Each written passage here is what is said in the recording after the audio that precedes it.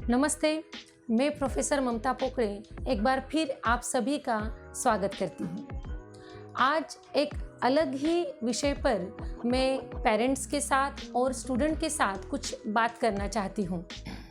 आजकल हम सभी कोरोना की वजह से बहुत पैनिक हो गए हैं।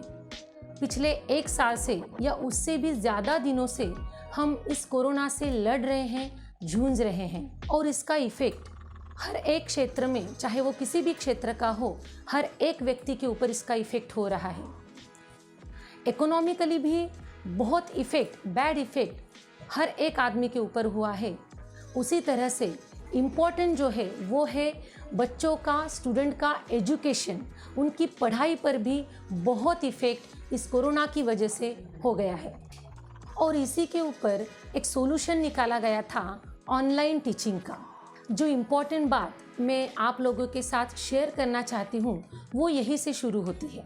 अभी कुछ ही दिनों के पहले हमें जो एक न्यूज़ मिली है 10th के स्टूडेंट के बारे में कि उनकी एग्ज़ाम, बोर्ड एग्ज़ाम जो है वो कैंसिल हो गई है और उन्हें प्रमोट किया गया है।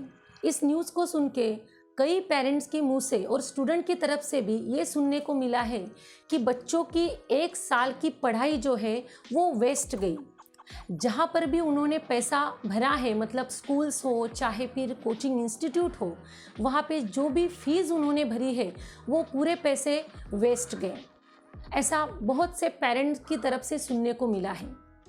तो अभी यहाँ पर मैं एक बात बताना चाहती हूँ, चाहे पेरेंट्स हो या स्टूडेंट हो, कोई भी नॉलेज, चाहे वो हमें इन्वायरमेंट से मिलता हो, किसी और से मिलता हो, किसी इंसान से मिलता हो या बुक से मिलता हो, चाहे कहीं से भी जो भी नॉलेज मिलता है, जो भी ज्ञान मिलता है, वो कभी भी वेस्ट नहीं जाता। फ्यूचर में, भविष्य में वो जो नॉलेज है कहीं ना कहीं हमारे काम आता है। जैसे कि अभी एक न्यूज़ हमने सुनी होगी, जैसे 10th के स्टूडेंट को CET देनी पड़ेगी तभी वो 11th में एडमिशन ले सकते हैं। अभी बताइए, अगर बच्चों ने पढ़ाई नहीं की होती, 10th जो है वो उन्होंने प्रिपेयर नहीं किया होता, तो CET देने में भी उनको क्या हेल्प हो पाती। अभी जो उन्होंने पढ़ाई की है उसकी हेल्प उन्हें CET देने में ज़रूर होगी। तो यहाँ पे कहाँ पे वेस्ट हो गया है। तो इसीलिए हमें अपनी सोच को बदलना होगा। इन्वायरमेंट के हिसाब से हमें खुद को भी बदलना पड़ेगा। मेन मुद्दा ये है। दूसरी जो इम्पोर्टेंट बात है वो है ऑनलाइन टीचिंग जो है वो समझ में नहीं आती। ऐसा भी बहुत सुनने को मिलता है, स्टूडेंट की तरफ से भी और पेरेंट्स की तरफ से भी। स्टूडेंट तो भी इसे हैंडल कर रहे हैं, लेकिन पेरेंट्स ज़्यादा मात्रा में ये कह रहे हैं कि बच्चों को ऑनलाइन क्या समझ पाएगा। अब सोचने की बात ये है कि इस सोच को बदला जा सकता है। आखिर कब तक हम ये कहते रहेंगे कि नहीं समझ पाएगा, क्यों नहीं समझेगा।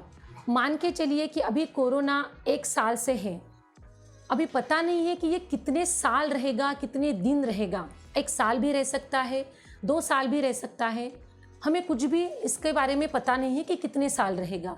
तो इसकी क्या गारंटी है कि कोरोना समझो चला भी गया तो दूसरी कोई प्रॉब्लम नहीं आएगी, इसकी क्या गारंटी है। तो हम कब तक रुकेंगे। क्या इसकी वजह से एक एक प्रॉब्लम अगर आती गई तो क्या बच्चों को हम अनपढ़ ही रखेंगे, उन्हें पढ़ाएंगे नहीं। जो बच्चे अभी 10th पास हो गए हैं, जिन्हें पास कर दिया गया है, उनके साइंस की किताब में एक लेसन में, इवोल्यूशन में, डार्विन्स थ्योरी है इवोल्यूशन की। डार्विन्स ने लिखा हुआ है कि सर्वाइवल ऑफ द फिटेस्ट। इसके बारे में स्टूडेंट बहुत अच्छी तरीके से जानते हैं। क्या होता है इसका मतलब, प्रकृति, नेचर जो है वो उन्हीं को सिलेक्ट करना पसंद करता है जो खुद के लिए लड़ते हैं, हर सिचुएशन में खुद को फिट रखने की ताकत रखते हैं, उसी को नेचर स्वीकार करता है। तो हमें भी जाहिर सी बात है कि जो भी सिचुएशन है, अभी जो भी इन्वायरमेंट हमारे सामने है, जो भी प्रॉब्लम्स है, उसे फेस करना पड़ेगा। ये नहीं है उसका सॉल्यूशन कि ये तो मुझे आएगा ही नहीं, अभी ये तो बिल्कुल इम्पॉसिबल सी बात है, समझ में ही नहीं आ रहा।